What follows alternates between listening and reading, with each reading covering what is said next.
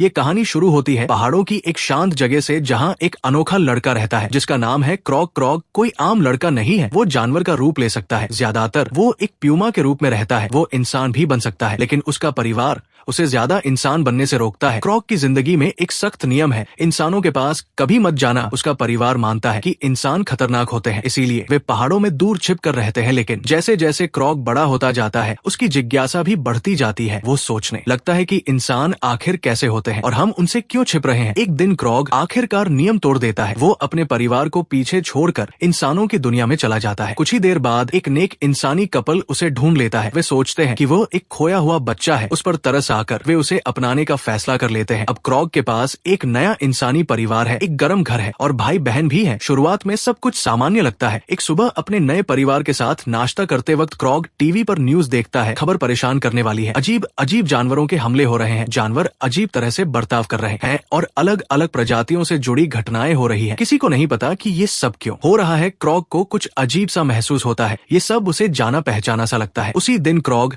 अपने नए स्कूल के लिए तैयार होता है। वो अपने नए पापा और भाई बहनों को बाय कहता है। फिर वो अपनी नई माँ अन्ना के साथ गाड़ी में बैठ जाता है। उसकी बहन मेलोडी भी अचानक साथ आने का फैसला करती है, क्योंकि वो ड्राइव मिस नहीं करना चाहती। रास्ते में क्रॉग को कुछ अजीब नजर आता है। दो काले कौवे गाड़ी के ऊपर उड़ रहे हैं। वे जाते ही नहीं है और लगातार उनका पीछा करते रहते हैं। क्रॉग उन्हें देखता ही रह जाता है। उसके दिमाग में एक ख्याल आता है, क्या वे भी मेरे जैसे हैं? क्या वे भी शेपशिफ्टर है? रात होते ही परिवार एक छोटे से होटल में रुकता है। क्रॉग को उम्मीद है कि अजीब सा एहसास चला जाएगा, लेकिन ऐसा नहीं होता। रात के बीच एक अजीब आवाज से उसकी नींद खुल जाती है। वो धीरे से खिड़की के पास जाकर बाहर देखता है। जो वो देखता है उससे वो हिल जाता है। भेड़ियों का एक झुंड तेजी से रोड पर भाग रहा है और एक अंधेरी गली में जा रहा है। उसी वक्त सामने वाली बिल्डिंग की सारी लाइट्स अचानक बंद हो जाती है। क्रॉग का दिल तेजी से धड़कने लगता है। उसे पता है कि ये सब सामान्य नहीं है। अगली सुबह परिवार फिर रास्ते पर निकल जाता है। घंटों ड्राइव करने के बाद वे आखिरकार अपनी मंजिल क्लियर वाटर हाई स्कूल पहुंच जाते हैं। जैसे ही क्रॉग गाड़ी से बाहर निकलता है, वो वही रुक जाता है। वही दो कौवे जो पूरे सफर उनका पीछा कर रहे थे, अब वही खड़े हैं, लेकिन अब वे स्टूडेंट्स के रूप में हैं। उस पल क्रॉग को यकीन हो जाता है कि उसका शक सही था। इससे पहले कि वो कुछ कर सके, स्कूल की प्रिंसिपल लीसा गर्मजोशी से मुस्कुराते हुए उनके पास आती है। वो क्रॉग का वेलकम करती है और फिर जिज्ञासा से अन्ना की तरफ देखती है। वो पूछती है, आपको ये बच्चा कैसे मिला? अन्ना धीरे से सारी बात बताती है। वो कहती है कि क्रॉग के असली माता पिता के बारे में कभी कुछ पता नहीं चला। सालों पहले जब वो सोशल वर्कर के तौर पर काम करती थी, तो उसे एक खतरे में पड़े बच्चे के बारे में कॉल आया था। जब उसे क्रॉग मिला तो वो डरा हुआ और कांप रहा था। वो उसे ऐसे ही छोड़कर नहीं जा सकती थी, इसलिए वो उसे घर ले आई और बाद में अपने पति को उसे अपनाने के लिए राजी कर लिया। जैसे जैसे क्रॉग बड़ा होता गया, उसे शहर में हमेशा अलग सा महसूस होता था। जब मिडिल स्कूल का वक्त आया तो अन्ना को एक चिट्ठी मिली जिसमें क्रॉग को क्लियर वाटर हाई में बुलाया गया था। उसे यकीन था कि ये स्कूल उसे फाइनली फिट होने और दोस्त बनाने में मदद करेगा। कहानी सुनने के बाद लीसा सिर हिलाती है और मुस्कुराती है। फिर वो क्रॉग से अकेले में बात करना चाहती है। जब वे दूसरों से दूर हो जाते हैं तो लीसा उसे सच बताती है, इस स्कूल में हर कोई शेपशिफ्टर है। क्रॉग को अब छिपने की जरूरत नहीं है। अपनी जिंदगी में पहली बार उसे लगता है कि वो सच में किसी जगह का हिस्सा है। लेकिन इससे पहले कि वो ये सब समझ पाए, स्कूल का अलार्म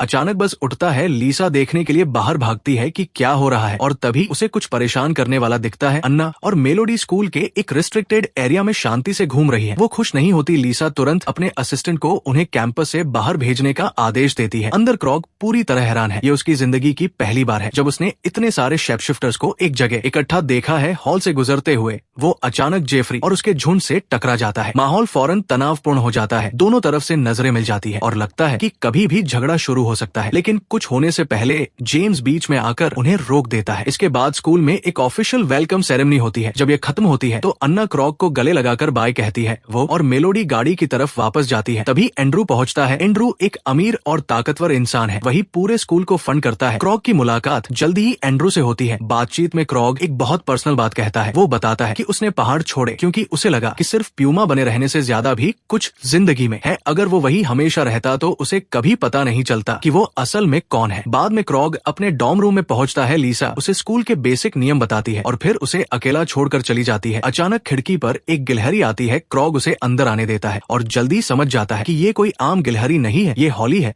उसे क्रॉग का गाइड बनाया गया है जो उसकी पहली ट्रांसफॉर्मेशन क्लास में मदद करेगी। क्लास में टीचर एक सीरियस वार्निंग देता है, स्टूडेंट्स सिर्फ लेसन के दौरान ही अपनी पावर्स इस्तेमाल कर सकते हैं और सबसे जरूरी बात, इंसानों को कभी उन्हें ट्रांसफॉर्म होते हुए नहीं देखना चाहिए। फिर क्रॉग को सबके सामने सामने अपनी पावर दिखाने के लिए चुना जाता है। लेकिन इससे पहले कि वो ट्रांसफॉर्म कर सके, ब्रैंडन आगे आ जाता है। ब्रैंडन एक बाइसन शेपशिफ्टर है। वो अपने जानवर रूप में बदलता है, लेकिन ज्यादा देर तक इंसान नहीं रह पाता। वो जल्दी ही कंट्रोल खो देता है, जिससे कमरे में हलचल मच जाती है। ये देखकर क्रॉग खुद को असहज महसूस करता है। उसे अपने जानवर वाले पहलू से जुड़ाव महसूस नहीं होता और वो ट्रांसफॉर्म ना करने का फैसला करता है। लीसा की मदद से क्रॉग धीरे धीरे अपना पुराना समय याद करने लगता है। उसे अपने आप को जंगल में अपने असली परिवार के साथ आजादी से दौड़ता हुआ दिखता है। वे यादें गहराई से उसे छू जाती है और वह जुड़ाव उसके भीतर कुछ जगह देता है और आखिरकार क्रॉग ट्रांसफॉर्म कर लेता है। उसी पल प्रिंसिपल कमरे में सबको ऐसा ही करने को कहती है। तभी क्रॉग को सच्चाई पता चलती है। ज्यादातर स्टूडेंट्स यहाँ भेड़िए है। लीसा उसे उसका असली रोल समझाती है। इस स्कूल में वह सीखेगा कि अपने इंसानी पहलू और जानवर वाले पहलू में बैलेंस कैसे बनाए रखा जाए। एक दिन वो दोनों दुनियाओं के बीच एक पुल बन सकता है। उस शाम क्रॉग अपने कमरे में आराम करते हुए सब कुछ समझने की कोशिश कर रहा होता है। अचानक ब्रैंडन आ जाता है। वो आराम से बता देता है कि वो क्रॉग का नया रूममेट है। थोड़ी देर बाद हॉली दरवाजा खटखटाती है और बताती है कि डिनर का वक्त हो गया है। कैफेटेरिया में क्रॉग की मुलाकात डोरियन से होती है, जो बिल्ली बन सकता है। डोरियन अपनी कहानी बताता है। इस स्कूल में आने से पहले वो एक इंसानी परिवार के साथ पालतू जानवर की तरह रहता था। सब ठीक चल रहा था जब तक उन्होंने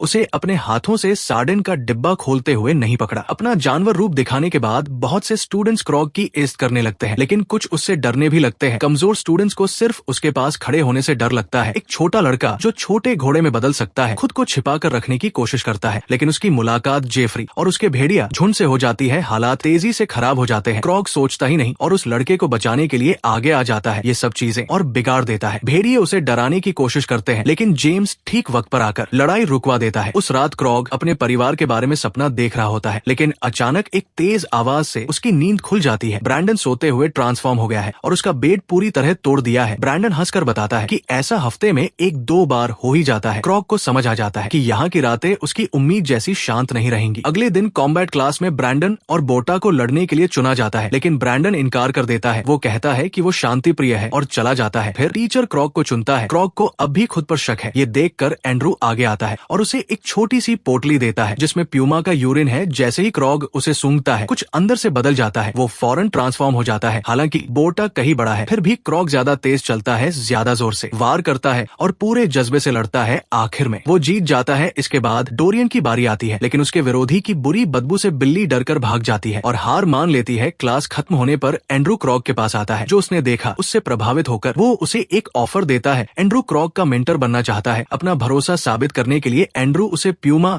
यूरिन की पोटली भी दे देता है और कहता है कि इस लड़के का भविष्य बहुत उज्जवल है। लेकिन कोई इससे खुश नहीं है। जेफरी दूर से ये सब देख रहा होता है। स्कूल के स्पॉन्सर का इतना ध्यान एक नए स्टूडेंट पर देखना उसे जलन से भर देता है, तो वो क्रॉग को चैलेंज कर देता है। जेफरी वादा करता है कि अगर क्रॉग भेड़ियों को एक डुएल में हरा देता है तो वे हमेशा के लिए उसे छोड़ देंगे। उस दोपहर क्रॉग अपने दोस्तों से ट्री हाउस में मिलता है और उन्हें सब कुछ बताता है। ब्रैंडन परेशान हो जाता है और चेतावनी देता है कि लड़ाई से उसे स्कूल से निकाला जा सकता है, लेकिन क्रॉग अब बहुत ताने सुन चुका है। वो पीछे हटने से इनकार कर देता है। हॉली वादा करती है कि वो उसके साथ रहेगी और हालांकि ब्रैंडन नर्वस है। वो कहता है कि वो भेड़ियों को आखिर में सही सजा मिलते देखने का इंतजार नहीं कर सकता। उस रात तीनों डॉर्म से चुपके से निकल जाते हैं। निकलने से पहले क्रॉग अपना जानवर वाला पहलू जगाने के लिए वो पोटली सूंघता है और ट्रांसफॉर्म कर लेता है। जब वे डुएल वाली जगह पहुंचते हैं तो क्रॉग पूछता है कि वो किससे लड़ेगा। तभी उसे सच्चाई पता चलती है। ये एक जाल है। सिर्फ 2 भेड़िए नहीं बल्कि जेफरी का पूरा झुंड वहाँ मौजूद है। फिर भी क्रॉग भागता नहीं है। वो उनमें से किसी से भी अकेले लड़ने में ज्यादा ताकतवर है, लेकिन भेड़िए मिलकर हमला करते हैं। वे उसके पीछे से कूदकर सब मिलकर उस पर हमला कर देते हैं। क्रॉग को खतरे में देखकर हॉली ब्रैंडन को क्लिफ से धकेल देती है, जिससे उसे नीचे कूदकर मदद करनी पड़ती है। ब्रैंडन झुंड का ध्यान भटकाता है और क्रॉग पूरी ताकत से लड़ता है। आखिर में भेड़ियों के पास पीछे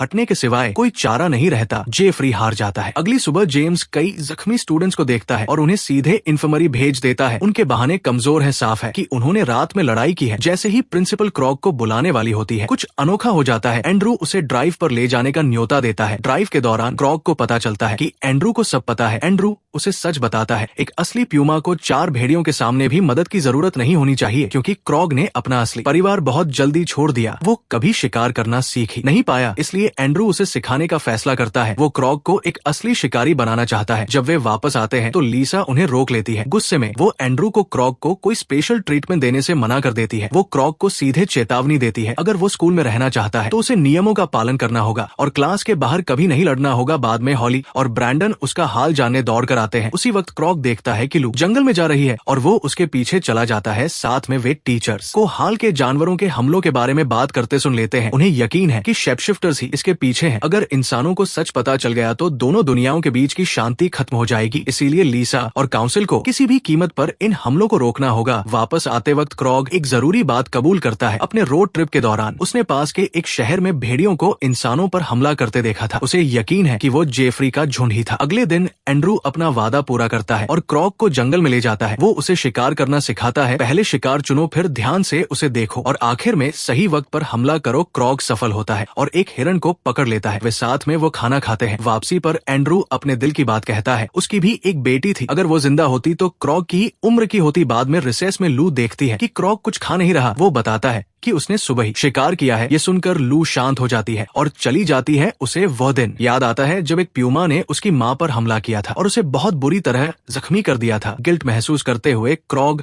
उसके पीछे जंगल में जाता है ताकि बात ठीक कर सके, लेकिन वो उसे पकड़ नहीं पाता। उस रात क्रॉग को खिड़की के बाहर हाउल की आवाजें सुनाई देती है। ये जेफरी का झुंड है। शक होने पर वो उनका पीछा करता है पास के एक शहर तक। वहाँ वह देखता है कि भेड़िए एक गार्ड को डरा कर एक फैक्ट्री में घुस जाते हैं। जैसे ही वो उनका सामना करने वाला होता है वे उस पर पलट जाते हैं, लेकिन लड़ाई शुरू होने से पहले एंड्रू आ जाता है। वो सब रोक देता है, भेड़ियों को गाड़ी में बैठने का आदेश देता है और सबको वापस स्कूल ले जाता है। इसके बाद एंड्रू क्रॉग को अकेले रुकने के लिए कहता है। तभी आखिरकार सच्चाई सामने आती है। एंड्रू कबूल करता है कि वही हाल के जानवरों के हमलों के पीछे है। ये सुनकर क्रॉग का दिल टूट जाता है। उसे धोखा महसूस होता है और उसे लगता है कि उसे शुरू से ही एंड्रू पर भरोसा नहीं करना चाहिए था। एंड्रू फिर अपने पुराने दर्द की बात खोलता है। सालों पहले उसकी पत्नी और छोटी बेटी को जंगल में एक शिकारी ने मार दिया था। उस दिन से एंड्रू के अंदर इंसानों के लिए गहरा गुस्सा भर गया है। वो मानता है कि इंसानों ने प्रकृति पर राज किया है, हैबिटेट्स तबाह किए हैं और बहुत से जानवरों को विलुप्त होने की कगार पर पहुंचा दिया है। 50 सालों तक स्कूल काउंसिल ने इंसानों को प्रकृति बचाने के लिए समझाने की कोशिश की, लेकिन कुछ काम नहीं आया। हालात सिर्फ बिगड़ते गए। इसलिए एंड्रू ने खुद कदम उठाने का फैसला किया। डिनर के दौरान एक औरत खाना सर्व करने आती है। क्रॉग देखता है कि उसकी एक मैकेनिकल लेग है। एंड्रू बताता है कि वह एक सांप शेपशिफ्टर है जो जानवर रूप में रहते हुए एक गाड़ी की टक्कर में जख्मी हो गई थी। तभी एंड्रू क्रॉग को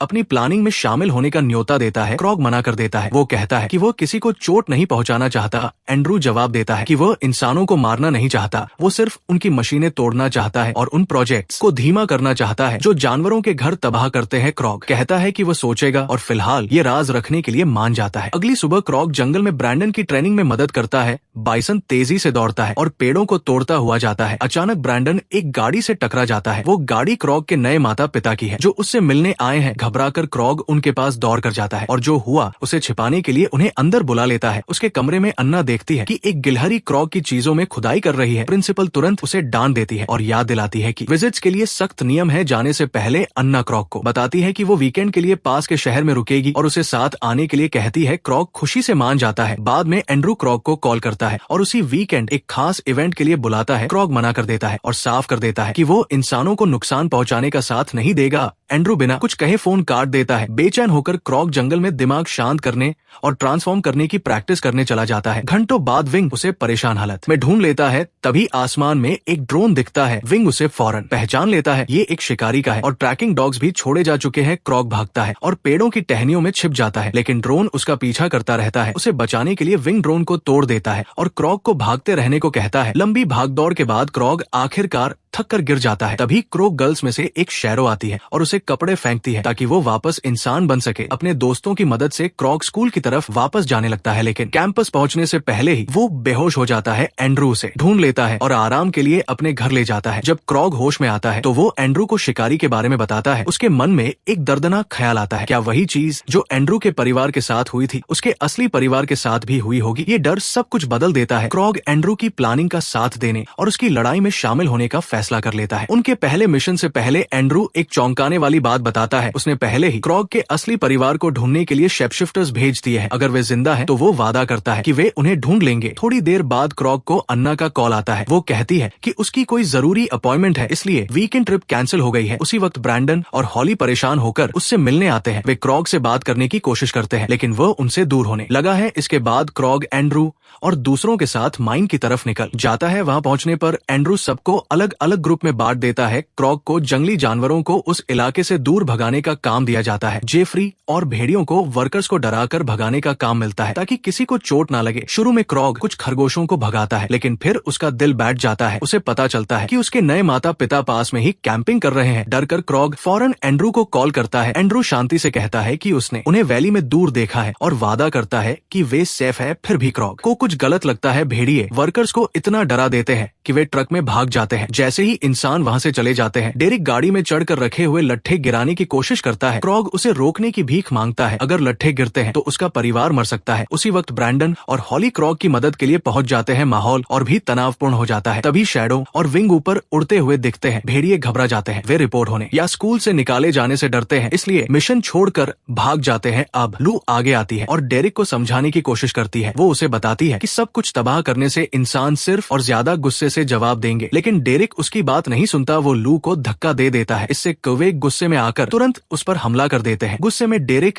एक ग्रिजली बेर में बदल जाता है। ब्रैंडन अपने दोस्तों को बचाने के लिए कूद पड़ता है। हॉली भी लड़ाई में शामिल हो जाती है। क्रॉग अपने प्यूमा रूप में डेरिक को ट्रक से बाहर फेंक देता है। तभी एंड्रू आगे आता है। वो पहियों को रोक रहे लट्ठे हटा देता है। ट्रक चलने लगता है। क्रॉग को समझ आता है कि एंड्रू खुद ही लट्ठे गिरने दे रहा है। धोखा महसूस होते ही एंड्रू क्रॉग पर हमला कर देता है और दोनों लड़ने लगते हैं। लेकिन अचानक क्रॉग देखता है कि लट्ठे क्लिफ से लुढ़कते हुए सीधे उस वैली की तरफ जा रहे हैं जहां उसका परिवार है। वो लड़ाई छोड़कर भागता है। लट्ठे जोर से पहाड़ से नीचे आ गिरते हैं। अन्ना सबको छिपने के लिए चिल्लाती है, लेकिन मेलोडी उसकी आवाज नहीं सुन पाती क्योंकि उसने हेडफोन लगाए हैं। जब तक मेलोडी को पता चलता है तब तक देर हो जाती है। लट्ठे पासा जाते हैं। वो चिल्ला उठती है। आखिरी पल में क्रॉग अपने प्यूमा रूप में आगे कूदकर उसे रास्ते से धकेल देता है। अन्ना मेलोडी के पास दौड़ कर जाती है और उसे जिंदा देखकर रो पड़ती है। मेलोडी कांपते हुए कहती है कि एक प्यूमा ने उसे बचाया। उसके पापा कहते हैं कि वो बस उसकी कल्पना है। कुछ देर बाद लू और दूसरे लोग क्रॉग को जंगल में बेहोश पड़ा पाते हैं। एक डरावने पल के लिए उन्हें लगता है कि वो मर गया है। फिर वो बड़ी बिल्ली अपनी आंखें खोल देती है। सबकी सांस वापस आती है। जैसे ही वो हिल पाता है, क्रॉग दौड़कर अपने परिवार का हाल देखने जाता है। तभी एंड्रू आता है नाटक करते हुए कि वो ठीक वक्त पर पहुंचा है। वो फौरन हेलीकॉप्टर बुलाकर परिवार को हॉस्पिटल भेजता है। शुक्र है सब बच जाते हैं। अपने माता पिता के सेफ होने के बाद क्रॉग गुस्से में फट पड़ता है। वो हेड मिस्ट्रेस को बताने की धमकी देता है कि एंड्रू ही इन हमलों के पीछे है। तभी एंड्रू एक चौंका देने वाली बात कहता है। उसने क्रॉग के असली परिवार को येलोस्टोन पहाड़ों में ढूंढ लिया है और वो उनकी लोकेशन सिर्फ तब बताएगा जब क्रॉग चुप रहेगा। तभी लीसा वहां पहुंच जाती है। एंड्रू सारा इल्जाम डेरिक पर डाल देता है और कहता है कि ये हमला उसने प्लान किया था। लीसा पूरी तरह यकीन नहीं करती, लेकिन पुलिस की सायरन की आवाजें पास आ रही है। वो पूरी जांच का वादा करते हुए चली जाती है। वापस स्कूल में क्रॉग और उसके दोस्तों को हीरो की तरह